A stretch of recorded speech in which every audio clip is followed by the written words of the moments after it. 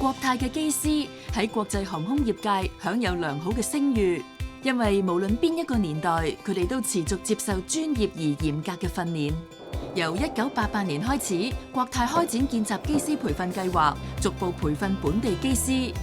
佢哋需要去澳洲或者美國實習同參加考核。胡淑芬當年就係透過呢個計劃，成為國泰第一位華人女機師。國泰嘅訓練咧，不嬲都係首屈一指嘅，因為其實佢係用晒所有嘅資源去培訓一啲新嘅機師，無論佢係有經驗好冇經驗好，咁佢都會有一份好明確嘅指引。公司一路嘅規格咧都好嚴謹嘅，同埋隨住科技嘅改變啦，咁我哋一路喺公司培訓我哋嘅，譬如模擬駕駛艙啊，平時安全訓練啊，一路咧所有嘅嘢咧都係喺度改善緊嘅。空中旅程當然唔少得空中服務員啦。今日成為國泰嘅空中服務員之前，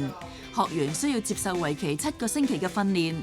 除咗一般嘅服務技巧之外，更加要學習應對突發事件，確保乘客安全。國泰最重視嘅係安全第一啦，呢個亦都係我哋品牌營運嘅優先考慮，亦都係我哋嘅核心。我哋每年都要做復訓啦，咁我哋學咗一啲咁嘅專業知識啦，一啲急救嘅技巧啦。咁當喺機上面有一啲危急嘅程序嘅時候，即係譬如可能滅火啦，